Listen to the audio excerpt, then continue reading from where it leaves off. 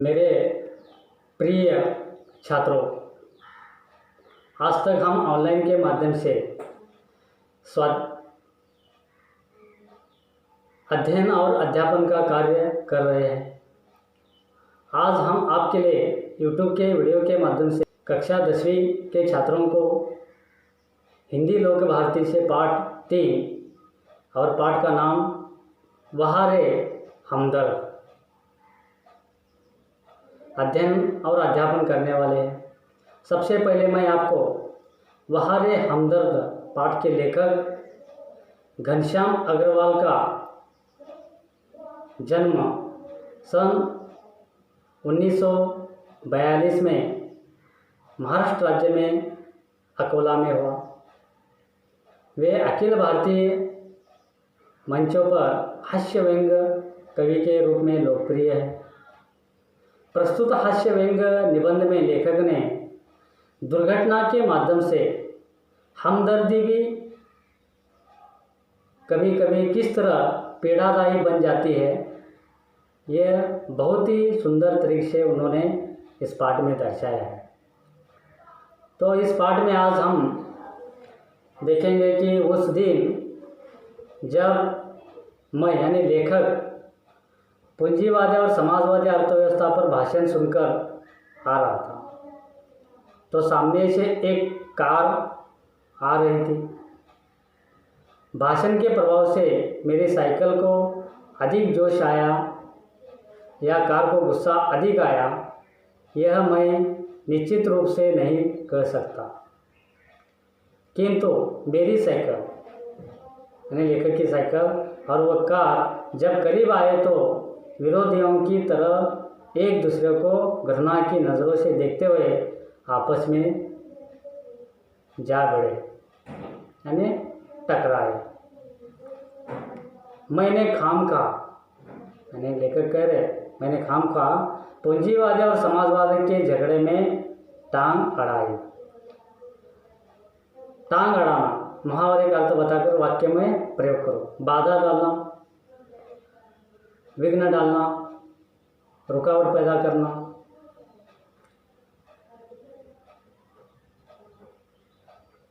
फलस्वरूप मेरी टांग टूट गई, लेखक की टांग टूट गई।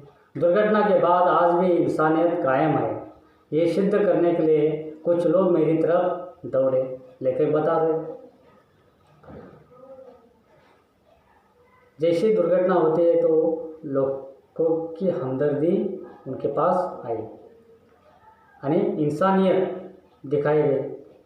आँख खुली तो लेखक ने अपने आप को एक बिस्तर पर पाया। इर्द गिर्द मतलब चारों ओर कुछ परिचित कुछ अपरिचित चेहरे खड़े थे, यानी जो पहचाने वाले या न पहचाने वाले लोग थे चारों ओर। आँख खोलते ही उनके चेहरों पर उत्सुकता की लहर दौड़ गई।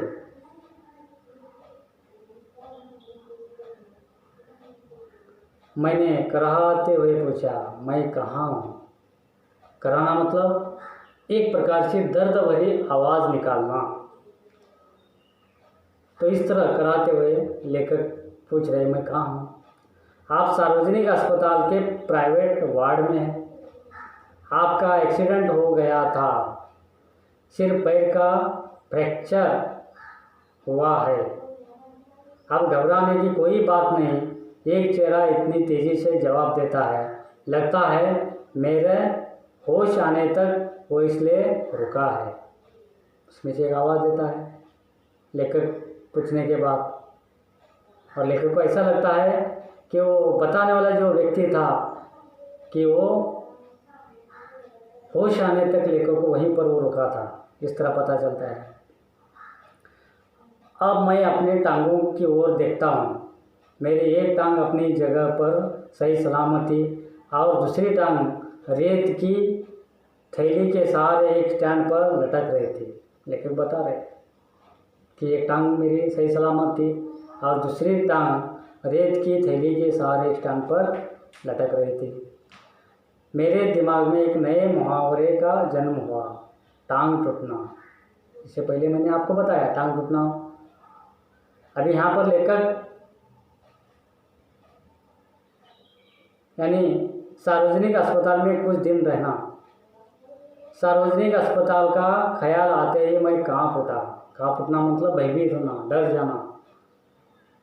तो सार्वजनिक अस्पताल के बारे में तो आपको पता है कि वहाँ की अवस्था कैसी होती है और मरीजों को किस तरह ध्यान दिया जाता है, किस तरह वहाँ पर दवाई उन्हें दी जाती है, इसका भी आपको अनुभव है।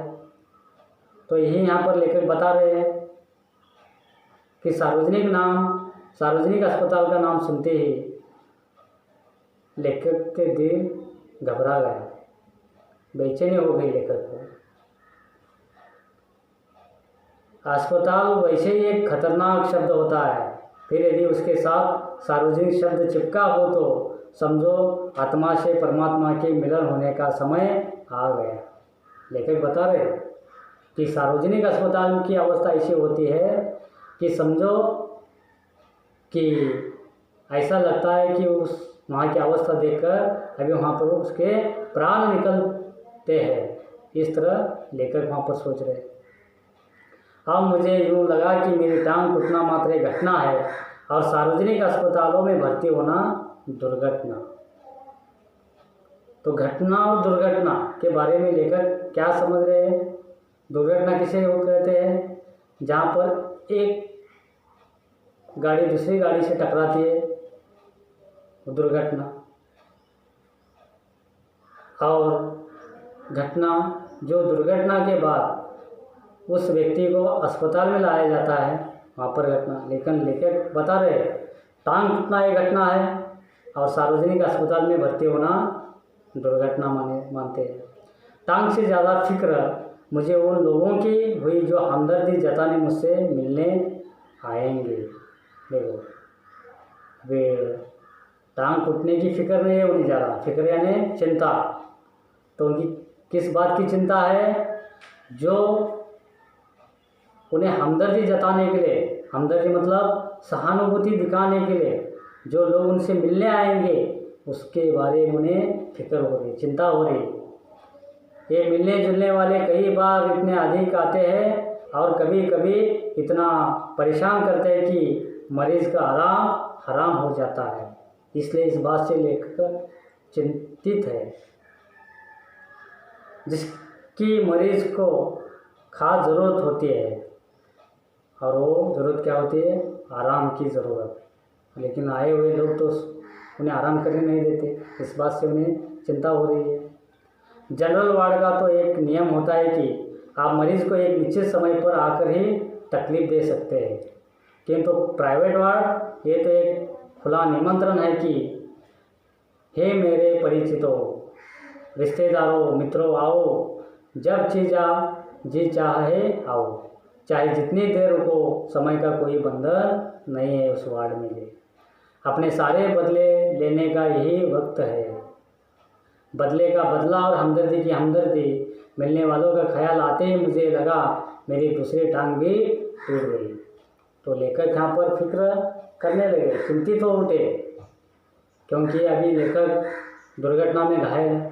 तो उन्हें मिलने के लिए परिचित लोग आएंगे, अपरिचित लोग आएंगे, रिश्तेदार आएंगे, मित्र आएंगे, और जितना चाहे उतना वहाँ पर उस वार्ड में रुकेंगे। और जिसने जिस वक्त का लेखक से अभी बदला लेना चाहते हो बदला ले सकते हैं अभी।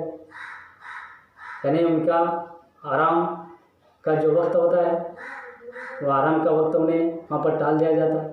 तो कोई हमदर्दी बढ़ाने के लिए आता है। मिलने वालों का ख्याल आते ही मुझे लगा कि दूसरी टांग भी अभी लेखक लगता है कि टूट गई।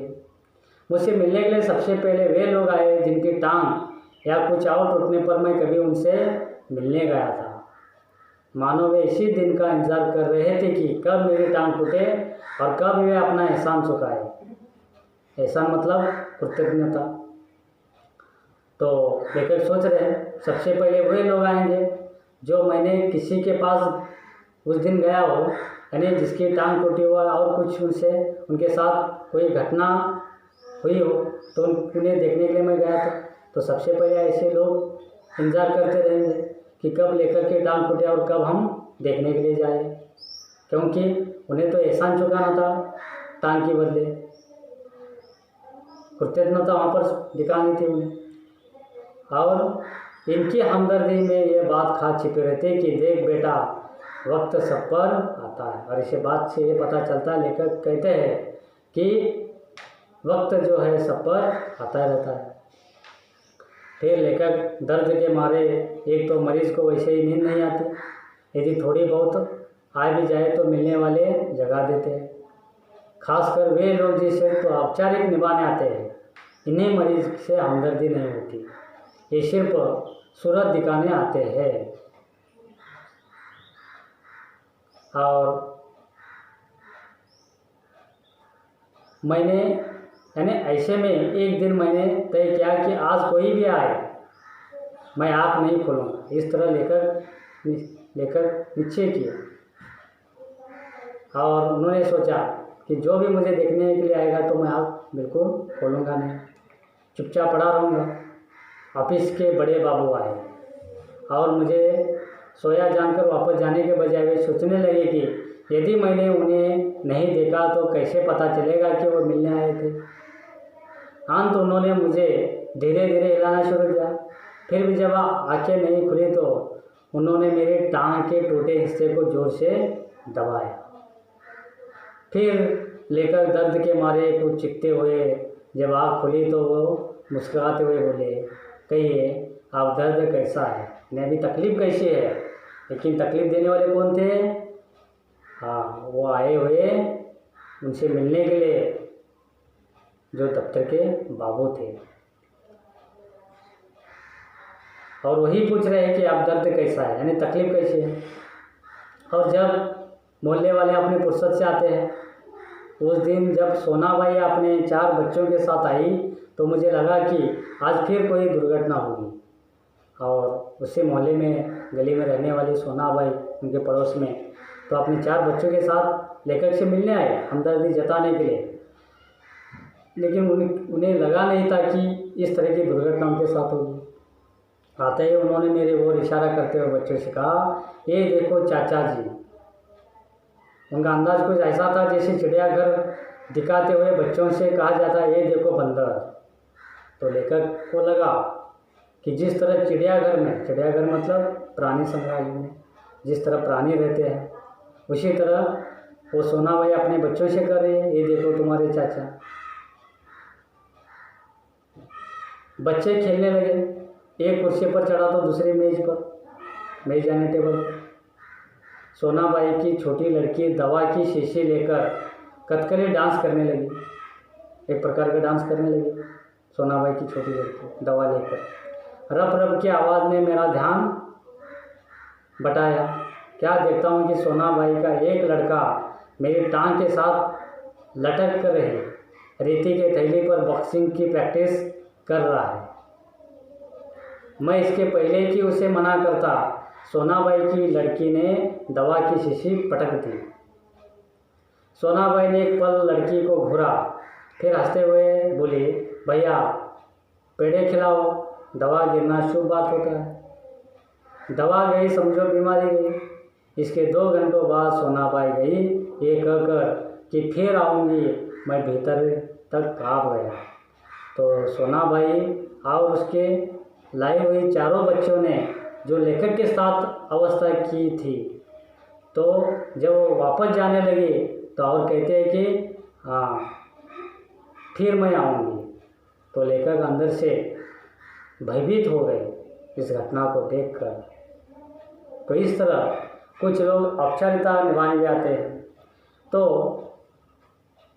इस तरह लेखक यहाँ पर बताने का यही प्रयास किया है कि जो लोग हमदर्दी जताने के लिए पास में आते हैं, तो हमदर्दी ही यानी इंसानियत ही किस तरह पीड़ादायी बन जाती है उनके लिए, और किस तरह वहाँ पर तकलीफ़ में या भयभीत हो जाते हैं, यही बताने का उन्होंने प्रयास किया है। तो इस पाठ से जुड़े हुए प्रश्न मैंने वीडियो के नीचे डिस्क्रिप्शन में स्वाध्याय के रूप में दिया है। प्रश्न नंबर 1, आँख खुलने पर लेखक ने क्या देखा, स्पष्ट करो। प्रश्न नंबर 2, सार्वजनिक अस्पतालों में मरीजों को होने वाले परेशानियों के विषय में अपने विचार लिखिए। धन्यवाद।